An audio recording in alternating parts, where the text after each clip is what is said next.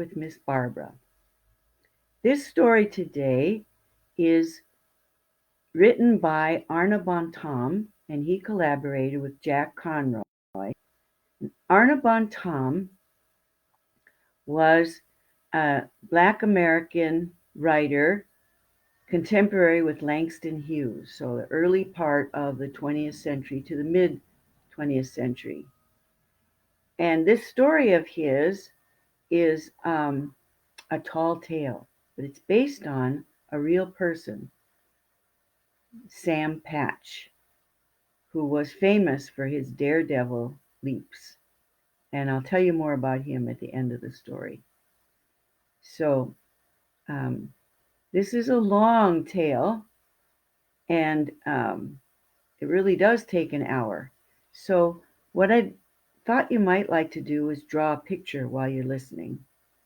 And this is the picture that was in the book that I thought you might like to draw. It looked really easy and could be a drawing with oil pastels. That's what I use, or paint. Could even be painted, but it shows Sam Patch making a broad jump, and you could uh, color in the shirt first with blue, then the arms and face, hat, and then the pants. Here's the version I did.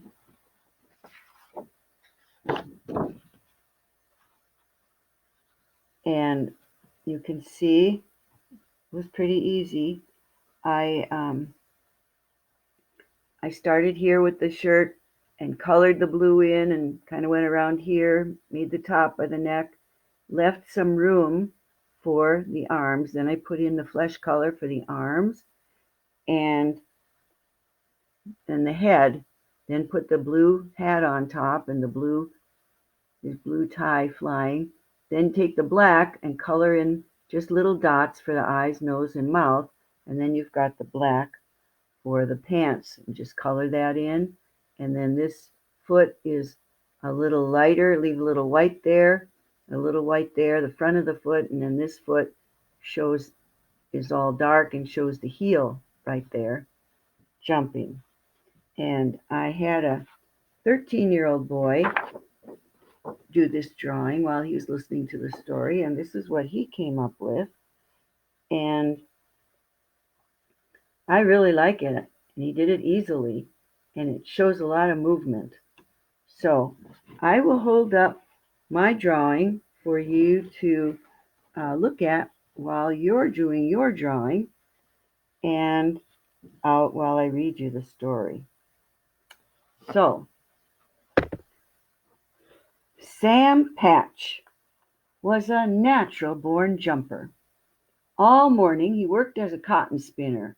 During the lunch hour he found time to jump over 4 piles of old boxes, and on his way home he'd make a 1-foot hop across a small 15-foot creek near the mill.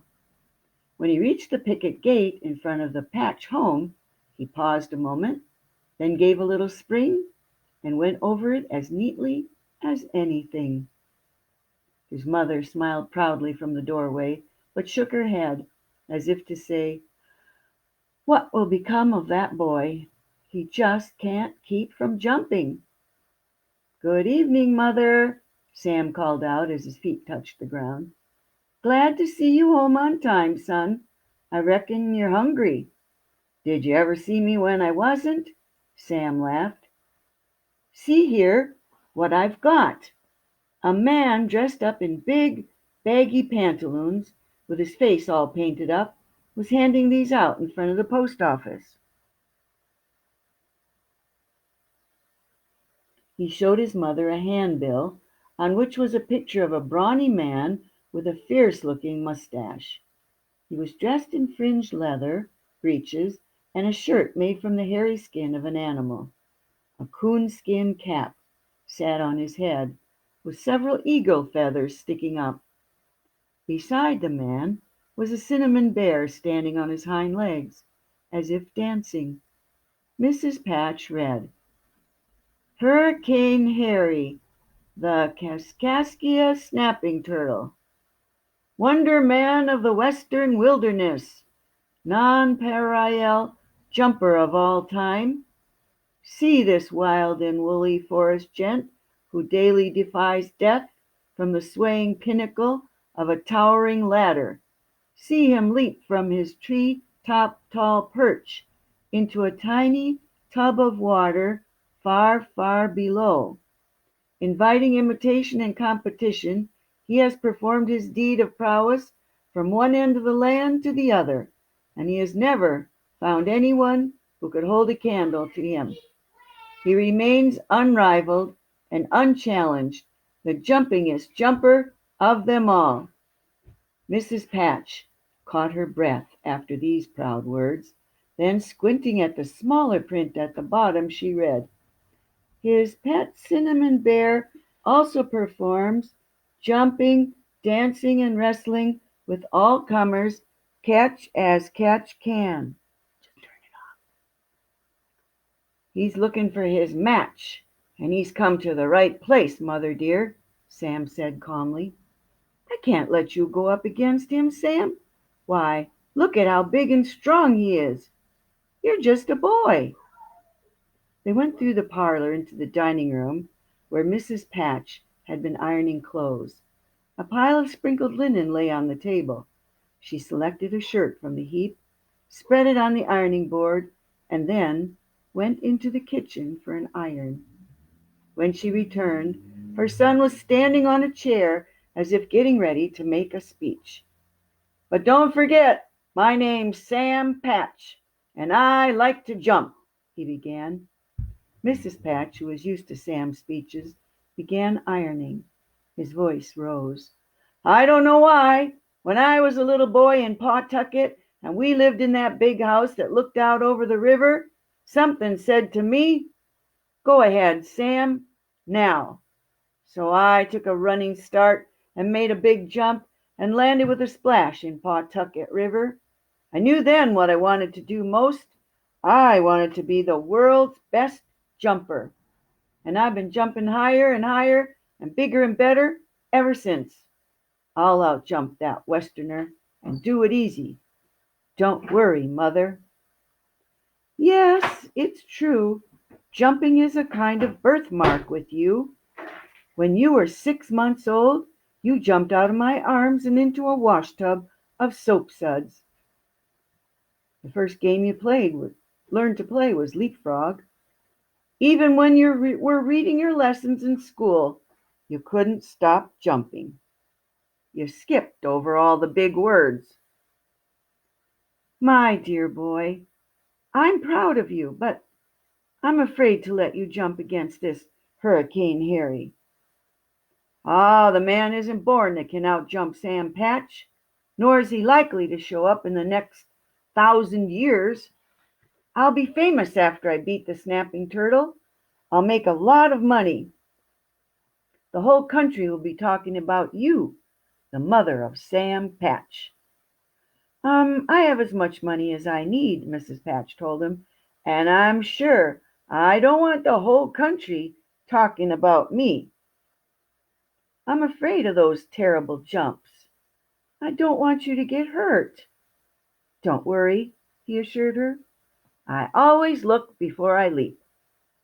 But suppose, don't be supposing, mother. Some things can be done as well as others." "So you say, so you say. Well, but everybody meets his match sometime." "That's what I'll say to Hurricane Harry.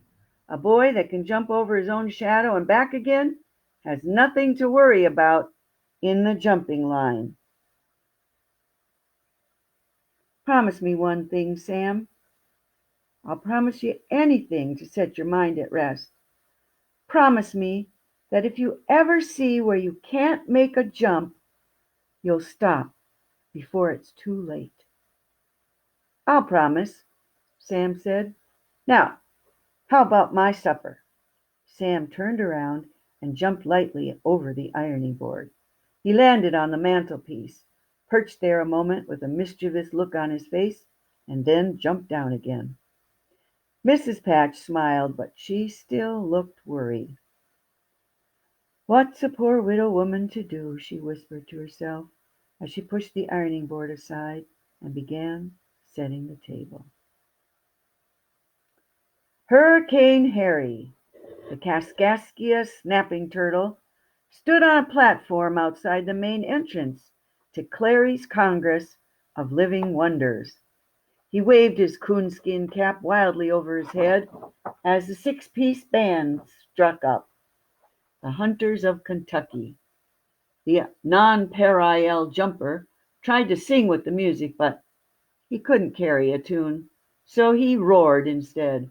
"Ho, gentlemen and ladies fair, who grace this famous city, just listen if you've time to spare, while I sing you a ditty. And for the opportunity, consider yourselves lucky, for it's not often that you see a hunter from Kentucky." Sam Patch stood among the townspeople, listening to the Kaskaskia snapping turtle. As the great man finished his song, he stuck out his chest disgracefully. A button popped off his shirt and smacked Sam on the end of the nose. "Look out, boy!" Hurricane Harry yelled. "You're liable to lose an eye that way. If I'd stretched an inch bigger, that button would have mowed you down in the flower of your youth." The bystanders laughed at this, and Sam's face turned red with blushes. Close by the platform stood the clown that Sam had seen passing out handbills that day before. The clown did not laugh. His painted face, looked sad. Beside him, the cinnamon bear skipped about in an awkward dance, lifting his feet now and then to show their blue color underneath. "My first name, folks," Hurricane Harry boasted, "comes from my daddy. He was a terrible, awful cyclone that once uprooted 1,000 square miles of pine timber, same as you'd pull up the grass in your front yard. My mammy was an earthquake, and she shook down the city of New Orleans, didn't leave one stone on another. First job I had after I was born was to build it back.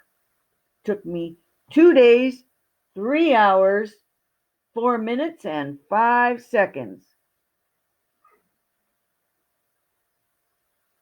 Yes, folks, I'm mostly cyclone and part earthquake, but there's quite a bit of snapping turtle, mustang, alligator, and mountain lion in me, too. I usually eat a little Tuscarora Injun for my breakfast, and I can manage a big one if you'll pin back the scoundrel's ears and douse them good with bar grease. I won't hurt you unless you rile me, though, so don't be afraid. Step up close so you can see and hear what I've got to say to you." Hurricane Harry stuck his thumbs into his wide leather belt and paused for a moment while the folks edged forward a little. His big teeth flashed in a wide grin. Stretching out a hand to the bear, he caught the animal by a front paw and pulled him onto the platform. The bear, standing erect, shifted from one hind foot to the other. His appealing brown eyes looked down on the upturned faces. "This here is old Chucklehead, my pet bear," the wild man from the West announced. "He's got pretty good manners, but don't trust him around any wild honey if you've got any. I first ran across him robbing a bee tree up near the forks of the Chariton. Chucklehead, he can dance and wrestle, and he's a jumper, too. He can't jump as high as I can. No man, woman, child, or beast can do that. There's the ladder over there. Keep your eye on it, because in 15 minutes exactly I am to jump from the top of it. Chucklehead jumps from about halfway up. That's pretty good for a bear, and I'll lay you 10 to 1 that it's too good for any human around these parts. I thank you kindly, and I'll see you one and all in 15 minutes sharp." With that, he hopped down from the platform, bowed to Chucklehead, put out his hand to help the bear down from the platform. The band picked up the Hunters of Kentucky again as Hurricane Harry went into the tent. All the spectators turned toward the ladder mentioned by the jumper. It was held up by guy ropes and stout stakes and reached high into the sky. Twilight shadows were beginning to fall. Everybody but Sam moved away to look at the other sights on the circus grounds. The clown and the bear began wrestling in a playful way, and Chucklehead knocked the dunce cap off the funny man's head. "Don't get too rough," the clown warned him laughingly. "If you do, Bobo's going to have to give you a dressing down." "That's a mighty fine bear, looks like to me," Sam spoke up. "But I never before heard of a bear that liked to jump into water. Or to dive at all, come to think of it." Both bear and man turned their eyes to the boy. They could see at once that Sam was a friendly boy. "Poor Chucklehead don't like to dive no more'n I do," Bobo answered. "And I feel dizzy if I just get 1 foot off the ground. That big old bully that calls himself Hurricane is the cause of it. He makes Chucklehead jump against the bear's will." As he said this, he glanced quickly behind him. He was afraid of the Kaskaskia snapping turtle, and Sam could easily see why. Sam had heard many tales about the brave and daring deeds of the mountain and prairie men of the far West. He knew that President Andrew Jackson, Old Hickory himself, had been in some tough fighting on the frontier. Perhaps Hurricane Harry was one of the fierce warriors who had helped General Jackson turn back the British at New Orleans. These men were fond of calling themselves ring-tailed roarers and boasting that they were half horse and half alligator. "Hurricane Harry ought to be ashamed of himself," Sam said angrily. "He may be a wonderful jumper, and I wouldn't say a word against a wilderness scout, but that fella don't know how a bear should be treated. A bear's not a natural-born jumper, and never will be. It's against bear nature to jump that way. A nice friendly bear shouldn't be named Chucklehead either. If I had him, I'd call him a better name than that, like Andy Jackson or Old Hickory." "You do what?" a powerful voice roared. The Kaskaskia snapping turtle parted the tent flaps and stepped out in front of Sam. "Listen to me, my young squirrel. Anybody that talks like that about Hurricane Harry had better see his lawyer about a last will and testament if he has any property to leave his kinfolks. Why, I got a notion to clout you so hard your darn shirt will roll up your back like a window shade." Sam's knees trembled, but he stood his ground. "I still say it's not right to make a bear jump," he repeated, "and I don't think you ought to call him Chucklehead." "I'll call him what I darn please, and he'll jump when I want him to jump." Hurricane Harry moved toward Sam, his right hand raised as if to strike the boy. But before he took 2 steps, Bobo the clown rushed to the foot of the ladder where the band musicians were standing. He whispered something to the leader, who waved his forefinger 3 times, patted his foot 4 times on the ground, and then nodded to the players. The musicians lifted their instruments, and in the moment before the Kaskaskia snapping turtle could reach Sam, the chorus of the Hunters of Kentucky blared out on the still evening air. "Shucks, I've got to do my jump now," Hurricane Harry said. "That band saved your skin, youngster." He hurried toward the ladder. The bear came toddling after him. Harry paused at the foot of the ladder to snatch a flaming pine-wood torch, which Bobo handed to him. Then he climbed quickly to the top. He posed on the small platform high in the air and bowed to the crowd in all directions. Then he yelled to Chucklehead, and the bear began to climb the ladder. The animal glanced behind and looked worried, as he lifted his big padded feet awkwardly from one rung to the other. When he reached the halfway mark on the ladder, he turned and tumbled into a wooden tub filled with water placed near the foot of the ladder. It made a big splash. Shaking himself to shed some of the water, he then climbed out of the tub and ran around a corner of the big tent. "That's the way a full bear dives," shouted the Kaskaskia Snapping Turtle, proudly thumping his own puffed-out chest. "Now let me show you how the world's champion does it." He paused to let the cheering die down a little. "Professor," he called to the bandmaster, "give us 'Who'da Thunk It' in the key of Z, and let me hear that trombone moan like a dying buffalo calf in a hailstorm." The bandmaster waved his forefinger 3 times, slapped his right foot 4 times on the grass, and nodded to his musicians. They struck up "The Hunters of Kentucky," the only tune they knew besides "Yankee Doodle." Harry would not let them play that. It was too Eastern, he said. The Kaskaskia Snapping Turtle clamped the blazing torch between his big white teeth, stretched out his arms, and left a trail of fire and smoke behind him as he plunged downward into the tub. He did it so neatly that the surface of the water was scarcely disturbed. The torch went out in the water with a loud hiss, and the cloud of steam arose. The crowd cheered loudly as Hurricane Harry stepped out of the tub. "If it's competition he wants, I'm here to give it to him," Sam said, turning to Bobo the Clown. "You mean it?" Bobo asked. "Honest to Pat?" Sam nodded his head. "If you'll take me in this circus with you, I'll show you some pretty good jumps, too.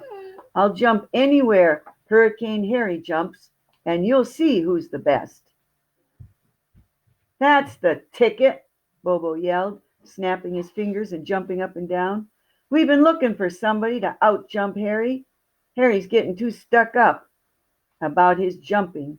He's too big for his clothes. But you wait here till I go and talk to Mr. Clary, owner of the show. He'll be glad to have you, I know. He's sick and tired of the Kaskaskia Snapping Turtle's big talk." "I'll wait," Sam said. Bobo hurried over to the ticket wagon, which was also the wagon in which the owner of the circus lived while on the road. It was getting dark, and Sam could see the owner of Clary's Congress of Living Wonders lighting the whale oil lamp on the wagon. Bobo began talking, but Sam couldn't hear what he was saying. He couldn't hear what Mr. Clary answered either, but he saw a smile on the old man's face. A few minutes later Bobo returned. "Just like I told you," the clown laughed. "Mr. Clary said you can come along if you want to. He'll be proud to have another jumper to match against Harry." "What do you want him to put on the posters and billboards to announce you?" Sam thought a moment. "Maybe something like this," he said finally. "Come see Sam Patch, the great descender, spurner of heights. Napoleon conquered nations, and Wellington conquered Napoleon. Neither of these great heroes would have dared to leap off the ladder from which Sam Patch soars like a mountain eagle. Sam will match his jumps against the death-defying jumps of Hurricane Harry." "Ooh, that sounds pretty good," Bobo laughed. "I'll go write it down before I forget. I've got a slate in my wagon. While you're making the signs, I'll go home and say goodbye to my dear old mother," Sam said. "We pull up stakes tomorrow," Bobo added. "Our wagons roll out of Paterson, New Jersey, at dawn. You'll have to be here early." Sam turned to leave. "You can count on me, Bobo. Sam Patch will never let you down." His mother was in the kitchen, cooking a chicken when he got home. "Thought you weren't ever coming back from that circus," she said. "You stayed a mighty long time." "Nothing like as long as I'm going to stay next time, Mother," he said with a gesture. "How come, son?" she asked. "I'm joining Clary's Congress of Living Wonders tomorrow. Bobo the Clown asked Mr. Clary, and the owner said they'd take me with them when they pull out tomorrow." "Oh, Sam," Mrs. Patch cried, "I hate to see you go away like that." Don't worry, Mother. Mr. Clary needs another jumper in his circus. Bobo and I convinced him of that. He'll pay my expenses and pay me a nickel a foot for every jump I make. That means you'll have to jump 20 feet to make $1, his mother figured quickly. But it means $4 every time I jump 100 feet. Kiss me goodbye, Mother. I'll be back before the snowflakes fall. Dear me, she wept. I'm so unhappy. I'm sorry, Mother, but I've given Bobo my word. He's counting on me. Well, if there's no stopping you, then I might as well pack your clothes in a bundle and put this baked chicken in a little basket for you to carry along. I wouldn't want you to get hungry while you're traveling in those circus wagons.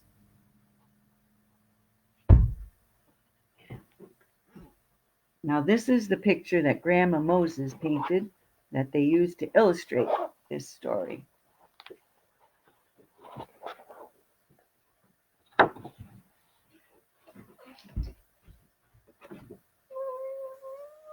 The next morning,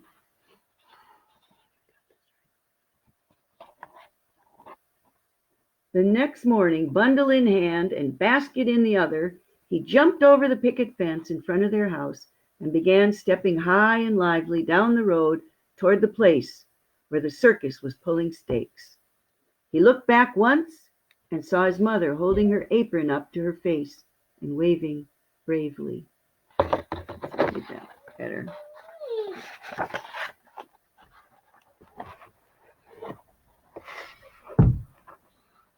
He reached the circus grounds just in time to climb into the last wagon.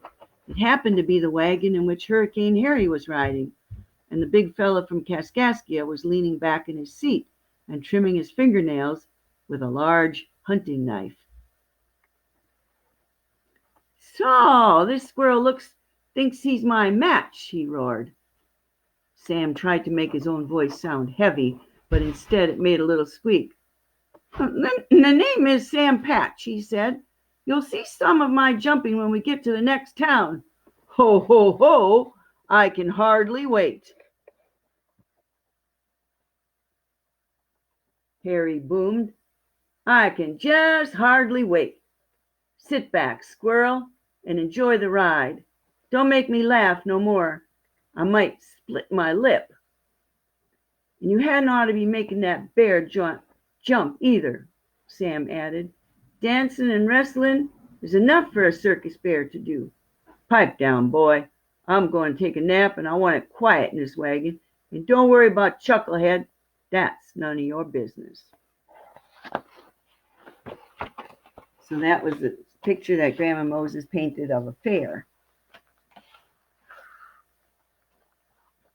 The band was playing The Hunters of Kentucky, and the townspeople were moving about on the circus grounds. They had come from all the nearby villages. They were attracted by the two brightly colored posters, one praising the Kaskaskia snapping turtle, and the other the daring of the young Sam Patch. The two tall ladders stood at opposite ends of the circus grounds. On both ladders of the rival jumpers, local merchants displayed posters advertising their stores. Hurricane Harry had more posters than Sam because he was better known, but there were plenty of advertising signs fastened to Sam's ladder, too. And the Kaskaskia snapping turtle snarled at his young rival from Paterson, New Jersey. Folks, he roared as he paused on the tiny platform atop his ladder, you'll see that this ladder is quite a bit higher than the one I'm used to jumping from, and if you'll measure the tank I jump into, you'll find it's at least a foot shallower. I've been nice to a certain young squirrel who thinks he's a jumper, but he's gotten too big for his britches. I'll have to give him his comeuppance. Professor, will you please oblige me and my kind neighbors with the song, Granny, will your dog bite? Pshaw, child, no. Even the torch between his teeth did not hide his big smile as he swooped downward to the strains of the Hunters of Kentucky. "Howdy, everybody," called Sam from his perch a few minutes later. "I don't aim or intend or mean to outdo anybody in bragging about what kind of jumps I can make, how high or fancy. I'll just go ahead and do them and let you folks talk about me if you think I deserve it. Professor, before I jump, I'd like to hear the music called 'It's the Nearest to What Is It That You'll Ever Likely to See.'" The band did not know this tune, but to please Sam, who was an Easterner, the bandmaster directed his men to play Yankee Doodle. The Kaskaskia snapping turtle, who was leaning against his tank at the other end of the circus lot, howled with rage when he heard the merry tune. He had always had a strong grudge against all Easterners, and since Sam Patch was trying to best him at jumping, his grudge became 10 times as strong. Besides, the band played Yankee Doodle with more spirit than it showed when playing the Hunters of Kentucky, because none of them had ever been farther west than the Delaware River, and they did not like Harry's jeers about Easterners. Chucklehead, too, seemed to prefer Yankee Doodle. He cut such lively capers that the crowd roared and cheered. Then, suddenly, Sam stepped off the platform and plunged feet foremost toward the tank. There was less water in the tank than in the one used by the snapping turtle. Everybody groaned. What was the crazy boy up to, jumping feet first like that? He would break every bone in his full legs. But when Sam was within 3 feet of the tank, he flipped in a neat half somersault and jackknifed himself head first into the water. A great shout of wonder and relief arose. "Would you look at that?" cried one spectator, "as slick as an oiled eel in a tub of hot butter." As Clary's Congress of Living Wonders traveled through the pleasant summer countryside, the rival high divers became its greatest attraction. When the gaily painted wagons creaked into a small town in the gray morning light, small boys who had been waiting by the roadside for hours would call out, "Where's Sam Patch?" The number who called for the Kaskaskia snapping turtle grew fewer, and the temper of the wild man from the west grew worse and worse as the circus neared the end of its journey for the season. A light frost had nipped some of the leaves and colored them scarlet and yellow by the time the circus reached the city of Rochester. The day they arrived, a small wind was blowing, and men were buttonholing their coats and women drawing their shawls ever tighter. The snapping turtle threw the flap of the tent open and stamped his feet on the ground. Not many people noticed him, so he began making faces to attract attention. This didn't help much either. He went to his ladder and climbed slowly to the top. He looked down at the people below with a mean look. The height of his jump had been going up and up as he tried to keep ahead of Sam Patch. It was now more than 200 feet. At the same time, the depth of the water in the tank had been lessened. A patter of hand clapping, almost as low as the rustle of the autumn breeze among the grass, reached Harry's ears. "Massachusetts chain lightning and landslides," he roared in a broken voice. "If there's any man, woman, child, beast, fowl, or creeping creature that can jump from higher than I can into less water, I'll admire to shake his hand and call him uncle. Professor, play for me 'Possum in the Pawpaw Patch, Persimmon on the Ground,' if it's not asking too much." The band started to play Yankee Doodle, but switched quickly to the Hunters of Kentucky as a snapping turtle swooped down with one of those savage yells used by the mountain men to scare away Injuns and panthers. People close to the tank could hear Harry scraping the bottom before he made the upturn, and when his big, shaggy head came dripping out of the water, a skinned place could be seen on the bridge of his nose. In Buffalo, Sam had 3 days to practice his jumps before the circus opened. He started jumping from around 150 feet and kept raising the ladder till he passed 200. And he lowered the water each time till it was only 2 feet deep at the highest jump. He bruised himself in many places while practicing these jumps, and when the circus finally opened in Buffalo, he came before the crowd with a few bandages still covering the sore spots. 215 feet, he announced when he reached the top of the ladder for his big jump. Mark it down, 215 feet. And measure the water. It's just 2 feet deep. Sam took a deep breath and went into his dive. He hit the water and came up clean as a whistle. Call me the minnow, Kaskaskia Snapping Turtle shouted from his perch as he watched Sam emerge. The October wind was chilly. He folded his arms and puffed out his chest. You know how a minnow just skitters along the top of a pond? Well, that's the way I'll light on the water.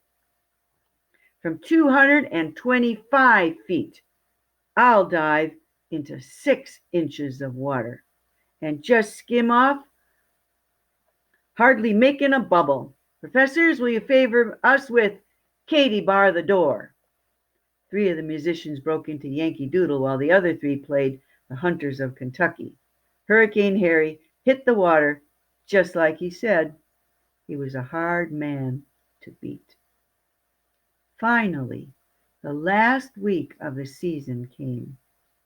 Just a heavy bath mat and see that it's soaked good with water. Soak it all day, Sam told Bobo. If that don't beat him, nothing will. The season ends next Friday, and we've got to figure out something he can't beat. You're crazy, boy. Don't do it, cried Bobo. What good will it do if you beat him if we have to cart you off to the burying ground playing Yankee Doodle Dandy slow time? Chucklehead also looked appealingly at Sam. The great cinnamon bear now counted the marvelous boy jumper his best friend, and he followed Sam everywhere he went. Both Bobo and Chucklehead looked worried. Get me the mat and soak it good, Sam insisted. This is just for practice. The clown silently placed the wet bath mat on the ground and watched Sam fearfully as he mounted the ladder in the bright moonlight. Presently, the great descender jumped. A second or two later, he struck the mat with a thud. His breath came in gasping croaks. But he rose bravely and began to climb the ladder again. After 10 trials, he slid easily off the mat onto the frosty grass and leaped to his feet with a smile and a bow that he would use for his audience when he first performed his new and spectacular feat in public. Before the circus opened in Niagara Falls a few weeks later, Clary plastered bills advertising the Duel of the Dauntless Divers on fences, barns, and roadside trees throughout several counties. On the evening when Sam planned to make his first public leap onto the wet bath mat, the circus grounds filled early. It was still the custom to have the Kaskaskia Snapping Turtle jump first. The band took its place near the foot of the ladder, and by the wild men from the west, used by the wild man from the west, but Harry now seemed somewhat tamer when Sam first joined Clary's Congress of Living Wonders. The ladder reached almost out of sight into the darkening sky. The band struck up, the Hunters of Kentucky, and the folks who had gathered to see the 2 divers peered at the top, but no Hurricane Harry showed up. At last, when the crowd began to whistle and cheer mockingly and mill about restlessly, Clary told Sam he had better go ahead with his jump. Sam's hair was slicked neatly back, and he had a confident smile on his face. He spoke to the onlookers just before he mounted the ladder. "Folks," he said, "you've been told how a minnow just skims along the surface of the water? Well, a minnow is a deep-sea diver compared to what I'll be when I make my jump tonight. I'll be more like a water beetle, I reckon, but I bet you never saw a water beetle that can do what I'm about to do. Professor, it would do my heart good to hear you and your boys render us Yankee Doodle." The musicians were so surprised to hear him request the one song they knew that it took them a while to get the proper start. Sam was in a hurry to make his jump while there was still light. He climbed swiftly and turned to leap. Just then, Chucklehead dashed forward and dragged the bath mat from the platform and carried it several feet away. There he stood guard over it. He growled angrily at Bobo when the clown tried to take the bath mat away from him. "What's the matter with you, Bear?" asked Bobo. "Do you want your friend Sam to hurt himself?" Chucklehead only growled the louder, planting his paws heavily on the mat. "Bring it back, Chucklehead!" cried Sam. The light was fading fast now. The big cinnamon bear showed all his teeth and growled even louder. "Wait! Wait!" Bobo shouted suddenly. "I just felt that mat, and it's as dry as a bone. That ornery devil named Hurricane Harry must have sneaked around and wrung it out to get revenge on Sam." "The jump will have to be delayed till tomorrow night," Sam announced as he started to climb down. "Nobody can make that jump without just a little bit of moisture in the mat. Not even Sam Patch, the great descender and spurner of heights." "Where's the Kaskaskia snapping turtle? Get Hurricane Harry!" the people shouted, looking about in all directions. "Why, here I am, neighbors," called the big Westerner, coming out of the main entrance. He was blinking his eyes. "Oh, I've just been catching me 40 winks. Is it time for me to make my jump?" "That's a likely story," jeered Sam. "If you can't beat me by fair means, you'll try the other kind. But you haven't beaten Sam Patch yet, either fair or foul, and you won't. My motto is, fight clean or fight dirty and get cleaned." Everybody believed that Harry had wrung out the bath mat, but nobody could prove it. The snapping turtle kept pretty quiet for a day or so. Then he began to bluster again, making fun of Sam's bath mat leap. That leap that Sam didn't make was becoming famous, even in adjoining states. "Shucks," jeered Harry. "Why, any rock can fall off down a ladder like that. There's no way he can go but down, is there? Now, a broad jump, that's something else. I used to jump across the Chariton River. Many's the time. Never thought anything about it." Well, for once, the snapping turtle was telling the truth, but he neglected to mention that he had jumped it at the headwaters where it was just a creek. Now Sam liked a broad jump better than a high jump. He was sick and tired of the Westerners boasting, so he invited Harry to a broad jumping contest. The chance came as the circus neared the village called Two Points in the Mohawk Valley, which was to be its last stand before it retired into winter quarters. Nearby was a deep, wide gorge through which a swift stream tumbled over jagged rocks. Clary sent his agents on fast horses to spread handbills everywhere. The name of Sam Patch was much larger on the bills than that of Kaskaskia Snapping Turtle. Hurricane Harry spent his time jumping over barrels and boxes, getting ready for the big test at the gorge. This would show, once and for all, who was the best jumper. Sam Patch, the great descender and spurner of heights, or the half-horse, half-alligator, wild man from the west, Kaskaskia Snapping Turtle. 2 days before the big jump, as he leaped over 2 barrels and a large box in a store a few miles from 2 Points, Harry came down on Chucklehead, who was taking a quiet sleep in the sun. The big cinnamon bear was dreaming about a cave in which he hoped to spend the winter. The big feet of Harry rudely disturbed Chucklehead's pleasant dream as the wild man landed squarely on him. The bear howled in pain and nipped sharply at the seat of Harry's pants as he scrambled away. Chucklehead had not forgotten the unfair incident of the wrung-out bath mat. He hadn't forgiven the wild man from Kaskaskia. "You uncivilized beast," snarled Harry, drawing his bowie knife. "It's about time I made me some bear steaks." "Hold on," broke in Sam, who came running up when he heard Chucklehead's howls. "Suppose we make a little bet. If I lose the broad jump, I'll give you a pair of buckskin breeches, and you keep the bear. If you lose, you give me the bear." "Fair enough," muttered the snapping turtle. "I see where I'll get me a pair of new breeches and some bear steaks besides."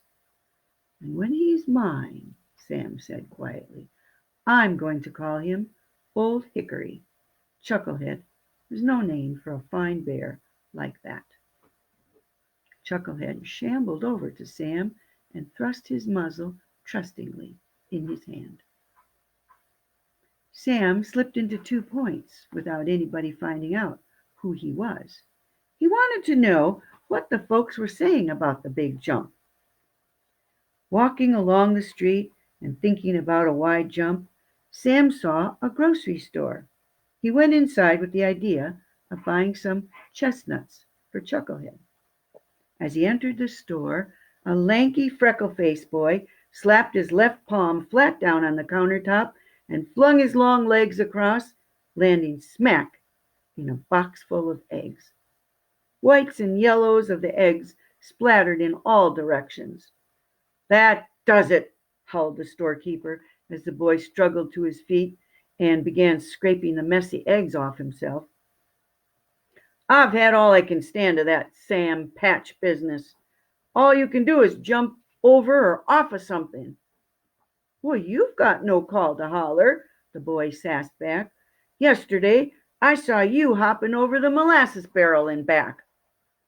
"Oh, I thought I saw a mouse and aimed to nab him," the storekeeper explained sheepishly. "Beats all I ever saw," a customer broke in. "Everybody trying to outjump Sam Patch. The whole darn country's gone jump crazy. Farmer boys trying to jump over haystacks when they ought to be hoeing corn or slopping the hogs. Grandmothers jumping rope, high water or red hot pepper style. All the old fogies spending their last few days playing leapfrog. Why, I wouldn't be surprised if Old Hickory goes flying around the White House like a grasshopper. That Sam Patch feller has caused a heap of trouble, and I don't mean perhaps or maybe." Sam left the store without buying any chestnuts. The time for the big jump came on the next day. A late autumn wind whistled a lonesome tune down the gorge, blowing coldly over the rushing waters far below the spot where the jumpers stood. Sam shivered a little, and the Kaskaskia Snapping Turtle did not look very happy. Sam thought it was about time he got back to Patterson to fix the holes in his mother's fence and to see that the chimney in the cottage was well chinked for the winter. Chucklehead wagged his head slowly from side to side, as he thought he'd not only like to clap his eyes on the opening to a warm cave, but also creep into it until the snows and sleets were past and the robins singing again in the green woods.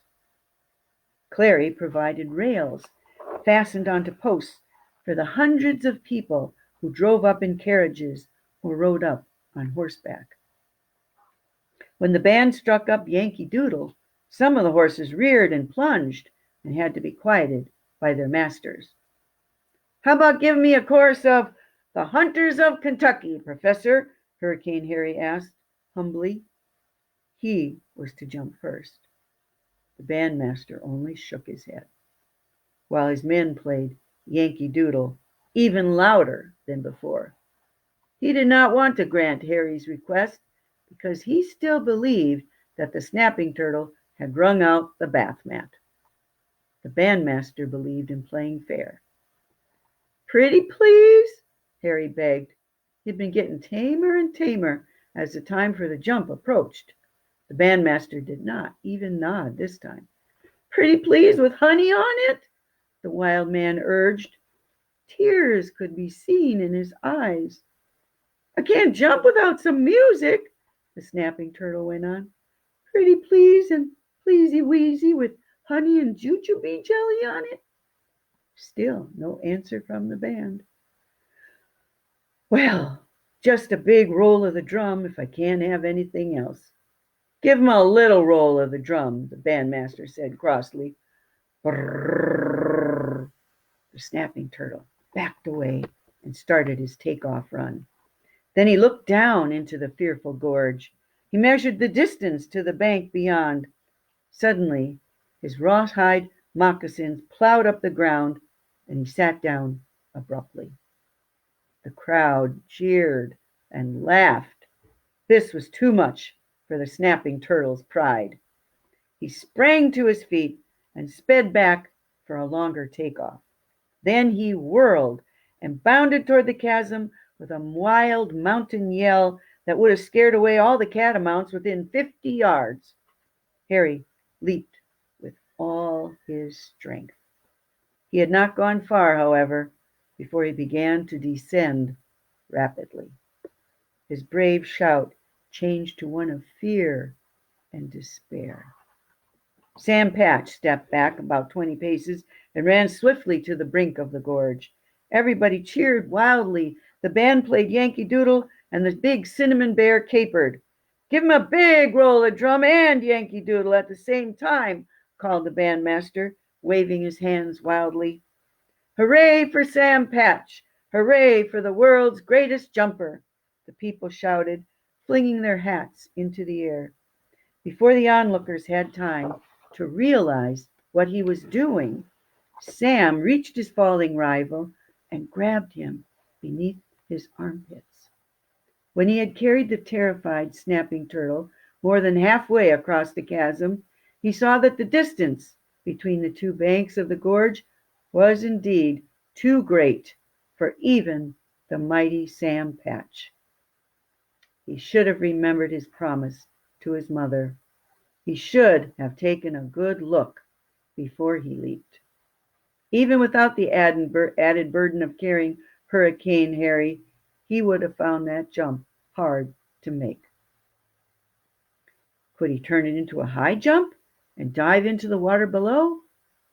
No. The creek was too small and shallow, the jagged rocks too many and too sharp. What could he do? Suddenly, he remembered the other part of his promise to his mother. If he ever found he couldn't make a jump, he had told her, yes, that was the only hope now. With the quick motion he used when he jumped over his own shadow, Sam whirled in the air and sailed smoothly back to the starting point.